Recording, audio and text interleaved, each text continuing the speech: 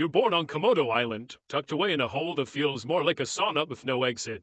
As you crack open that eggshell, you're probably wondering what your mom looks like, except there's nothing here. No, you're on your own from the get-go. And that's not even the worst part. You see, in the Komodo dragon world, even your siblings could be your worst enemies. You might be lucky enough to be the first one to hatch, so before you even think about taking your first breath, you've got to get the heck out of there fast. Scramble up the nearest tree like your life depends on it, because it quite literally does.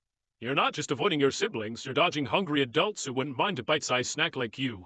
To them, you're just a free McNugget. So there you are, clinging to a tree branch, getting your first real look at the world. For now, just focus on surviving your first few days, because the real adventure's just beginning. The next few months, you're on a strict no-ground diet, because down there it's a jungle in the most literal sense, where every step could be your last. Imagine living on the 50th floor of a skyscraper because the streets are filled with zombies. Yeah, it's kinda like that, only instead of zombies, it's your very own kin patrolling the ground, all ready to take a bite out of anything that moves. You're not completely defenseless, though. You've got instincts, quick reflexes, and a strong survival instinct that kicks in from day one. Plus, you've inherited a handy little trick, the art of camouflage. With your molted brown and green scales, you blend right into the leaves and bark, making it that much harder for anything hungry to spot you. Think of it as your very own invisibility cloak, but instead of dodging wizards and Hogwarts, you're avoiding becoming someone's lunch. At this stage, your life is all about survival 101. Find food, stay hidden, and whatever you do, don't fall out of the tree. Your diet's about as varied as a college student's during finals week. Whatever you can scavenge or catch, from insects and small lizards to the occasional bird that's too slow for its own good. Every meal's a victory, and every day you avoid becoming a meal is an even bigger win. But don't get too comfortable in that tree, because soon you're gonna have to face the real world down below. And trust me, that's when things really start to get interesting.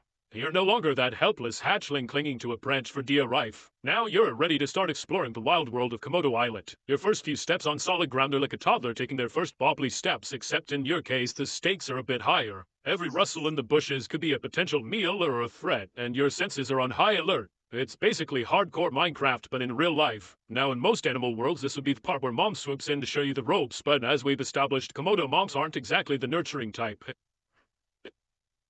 Instead, you're left to figure out things on your own, and that means a lot of trial and error. Your days are filled with mini-missions, stalking unsuspecting critters, practicing your stealth moves, and trying not to end up on the menu of a bigger predator. It's all part of the learning curve, and you're slowly but surely getting the hang of it. At first, your hunts are more hide-and-seek than stealthy predator. You'll spend hours lying in wait trying to blend in with the underbrush, your heart pounding like a drum as you watch potential meals scuttle by. Or get swept up by a much more experienced dragon. Show off. But when you finally nail that first successful hunt, it's like winning the lottery of lizards and rats. As you grow, so does your confidence. You're exploring further from your original tree, pushing boundaries and generally acting like the reptilian version of a rebellious teenager. Each day you become a little more daring, a little more skilled, and a lot less likely to end up as someone else's dinner. But it's not all smooth sailing. Remember those siblings you escaped from at birth? They're still around, and now it's time for some good old-fashioned sibling rivalry. And the prize is, well, not dying. As you transition from Komodo teen to adulthood, you start to realize that the world is both bigger and smaller than you once thought. The island is vast, but it's also crowded with other dragons, each staking their claim to the best hunting grounds. It's time to find your own territory. Think of it like moving out of your parents' basement and into your first flat. Except your parents never had a basement and your family's been trying to eat you this whole time. Finding territory is like trying to score the last available seat at a sold-out concert. It takes luck, strategy, and probably a scuffle or two. You'll roam across Komodo Island, covering miles of rugged terrain, scanning for that perfect spawn. Once you find a potential territory, the real challenge begins. Making it yours. Imagine walking for hours to find the perfect spot, only to discover that it's already been taken by a dragon twice your size. Now you've got a choice. Try to negotiate, which, let's be honest, is gonna end in a fight, or keep moving and hope for a less crowded patch of land. Now that you've got your territory, and congrats by the way, it's time to settle into the daily routine of a full-fledged Komodo dragon. Your schedule's a mix of hunting, patrolling, and catching up on sleep. Lots and lots of sleep. You're not one to waste energy, so when you hunt, you go big. One large meal a week is your style, something that'll keep you satisfied for days. You're aiming for deer, wild boar, or even the occasional water buffalo. Your hunting style's all about patience and precision. You lie in wait, blending into the landscape until the perfect moment to strike. It's a high-stakes game of hide-and-seek, where the prize is dinner and the cost of losing is another day of hunger. But when you do succeed, it's worth the wait. You'll feast like a king and then slip into a food coma that'll make a Thanksgiving nap look like a quick power snooze. As you reach full maturity at around 7 to 10 years, you start taking extra notice of other female Komodos roaming around. That's your urge to mate kicking in. Mating season's like the ultimate dating game. You're sizing up potential partners with a mix of curiosity and caution. For male dragons, the competition's fierce. You've got to prove your worth to ladies, and that means showing off your strength, size, and survival skills. If a female finds you impressive, she might just let you get close enough to mate. Just don't screw up your chance because the competition's tough and your brother might just be waiting in line.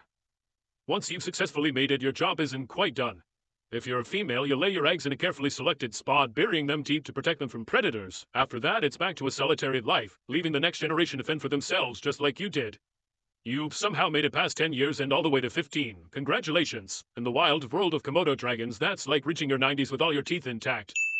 But here's the thing, you're not as quick as you used to be, and those once impressive muscles aren't quite as strong. You've earned every scar, every notch in your scales, but now survival requires a different kind of strength, one that comes from experience and wisdom rather than brute force. And with age comes new challenges, and you knew this day would come. Another younger dragon wants her territory, and this battle might be your last. The young dragon's eager, strong, and even reminds you of yourself when you first went out to get your own territory. Hey, it might even be your own son. Who knows? Komodo dragons aren't exactly great parents. This fight is different from the others you've had. Although you're older and wiser, you're also more vulnerable. Your opponent's fast, relentless, and every blow feels a little harder than the last. But you're not about to go down without a fight. You dig deep, drawing on every ounce of strength and every trick you've learned over the years. In the end, it's a close call. Maybe you win, driving the challenger away one last time. Or maybe you lose, forced to retreat to the fringes of your territory, battered but not broken. Either way, this fight marks the beginning of the end. You've held your ground for years, but now it's clear that the balance of power is shifting. The jungle's a harsh place, and even the strongest can't rule forever. After years of ruling your territory, you give one last brow. And now, as you feel the weight of time pressing down, you know that the jungle will continue with or without you. As the end approaches, you find a quiet spot to rest, somewhere safe from the constant struggle for survival. You lie down, feeling the warmth of the sun on your scales, and close your eyes. The world keeps turning, the cycle continues, and somewhere out there a new dragon is hatching, ready to begin the journey you've just completed.